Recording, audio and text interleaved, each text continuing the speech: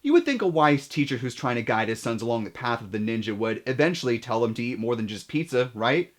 Well, giant rats, right? What are you gonna do? Anyway, it's time to find your inner hero in a half shell and grab your favorite slice. This is Old, New, and Now Playing.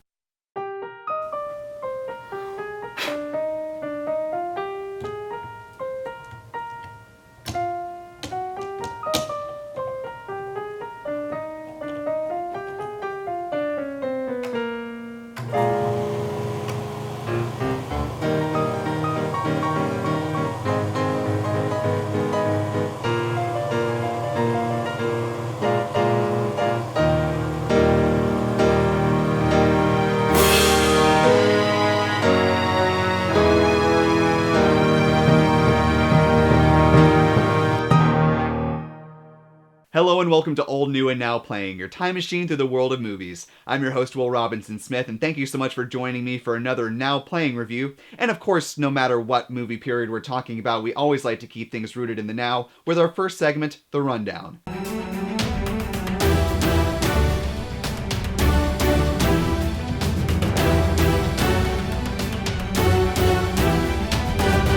Don't say it! Don't you say it! You left. Come on!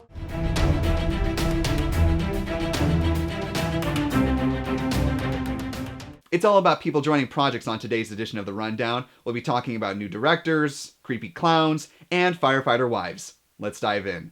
We'll start things off with news about the Scarlet Speedster. In an exclusive, Deadline reports that DC has found their new man to direct their upcoming film adaptation of The Flash. That man is Rick Famuyiwa. He made his mark on the movie's scene with his Sundance film Dope in 2015, which was met with much critical praise. His most recent project is the HBO drama Confirmation, about the nomination of Supreme Court Justice Clarence Thomas, starring Kerry Washington and Wendell Pierce. The news comes just weeks after Warner Bros. Announced that Seth Grahame-Smith was no longer going to direct the movie. The film still has star Ezra Miller attached, who made his debut as the Flash in this year's Batman v Superman: Dawn of Justice. I'm very curious to see what Famuyiwa's take on this character will be. It's certainly going to be a challenge for DC, though, to separate the cinematic Flash from the television version, which is enjoying a 2-season going into a 3-season run on CW. The cinematic version will be hitting theaters on March 16th, 2018.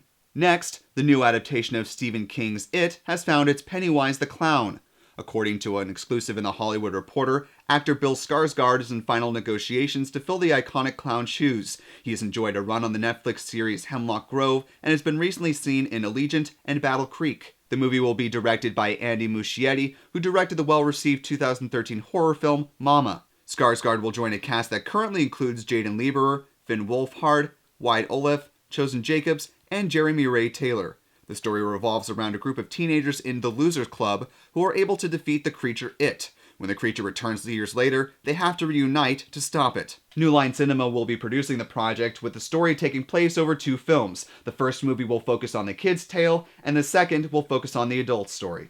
And finally, in another Deadline exclusive, actress Jennifer Connelly is joining the cast of No Exit, a movie about the 20-member Granite Mountain hotshots who mostly died while fighting the deadliest wildfire in Arizona's history. Connelly will play Amanda Marsh, described by Deadline as the wife and horse-whispering farrier of the supervisor of the Tier 1 team of hotshots. The film currently has Josh Brolin, Miles Teller, Jeff Bridges, and Taylor Kitsch attached to star, with Oblivion director Joe Kosinski directing. The film will be based on the events told through a GQ article. Here's the synopsis of the film. Always a 2-tier team cleaning up after the elite Tier 1 hotshots who follow wildfires during the season, the Prescott Wildland firefighters, under the tireless training and perfectionism of their supervisor Eric Marsh, become the first municipal firemen to become Tier 1 themselves. A tight family of 20, they're the lead when lightning ignites the dry tinder on the hills beyond Yarnell.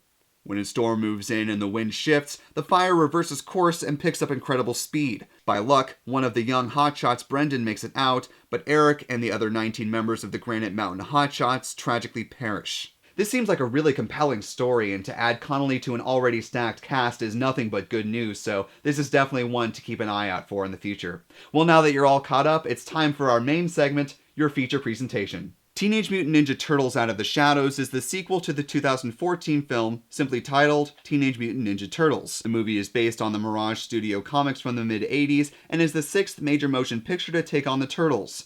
The movie picks up a year after the events of the first film and sees the escape of the villain Shredder from police custody. He joins with scientist Baxter Stockman, played by Tyler Perry, in order to create a chemical to transform his warriors into animal soldiers.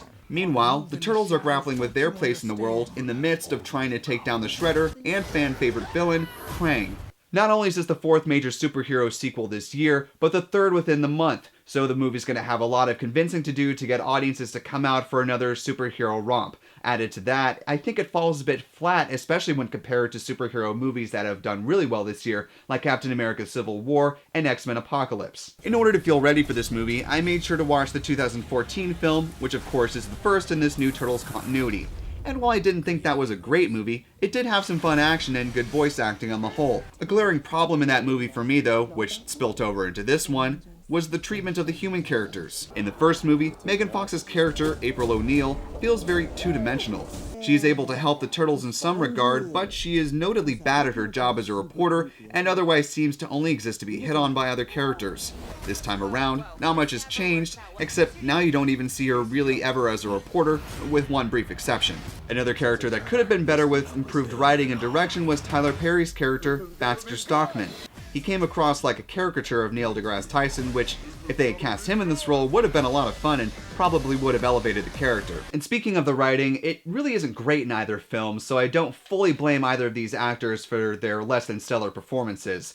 But as far as from an acting point of view, I thought that Megan Fox really didn't have much emotional range, and so that's where the character kind of lost me there. And as far as Tyler Perry in this movie, after really enjoying his performance in Gone Girl, I was hoping for a little bit more than what we got from this film, so I was a bit disappointed in that regard. One of the new additions that I was looking forward to in this movie was Stephen Amell as Casey Jones. He's a hockey stick wielding former police officer who helps the Turtles in crime fighting. For 4 years now, Amell has been starring in the CW superhero show Arrow as the titular character. Having played a masked vigilante for nearly half a decade now, Amell was well suited for the world and added a new flavor to the film as well as offering some fan service. But that's another area where I think the movie lost some points as well. It offers almost too much fan service. As someone who didn't grow up as a massive fan of either the comic books or the cartoons of the 80s or the early 2000s, I thought a lot of the things in this movie felt like insider baseball, and for many casual movie fans, it may just go over their heads. Villains like Bebop and Rocksteady and certainly Krang were fine and had some good moments, but as characters felt a bit cliche and better served people's nostalgia for the cartoon rather than elevated the movie. Both the 2014 film and this one are of course silly, keeping in line with the source material, but I felt like this one was a bit more cartoonish, which in some respects was actually a good thing. There were plenty of good action scenes, and I thought the fights were pretty well done and fun to watch. However, Shredder's Foot Clan army felt somewhat useless, and the writing at times felt better suited for an animated feature rather than a live-action movie. On top of that, where the villain's plan in the first film had a bit of nuance to it and was fairly clever, this movie was more like your generic take over the world affair. On the positive side, we do get a lot more scenes that focus on the Turtles in this movie as opposed to the humans, which is an improvement from the first movie. The Turtles have a nice chemistry, and we do get to see more of their struggle, not just dealing with each other, but also really grappling with how the world views them. Overall, I think if you're a fan of the cartoon, either from the 80s or from the early 2000s, you'll probably enjoy this movie, but for the general movie-going audience, I'd say you can probably give this one a pass. For parents who want to take their kids to a film and think that X-Men Apocalypse is a little too dark, I can see the temptation for wanting to take your kids to this. I mean, for kids, it's really not a bad film. The violence is pretty tame on the whole and is nothing too extreme, and the Turtles are really fun to watch. But with Pixar's Finding Dory just 2 weeks away, I would recommend saving those family movie dollars for something that has a far better prospect of being a really quality movie. I give Teenage Mutant Ninja Turtles a 6.5 out of 10. It's not a horrible movie by any means, but it does fall flat in places where it could succeed.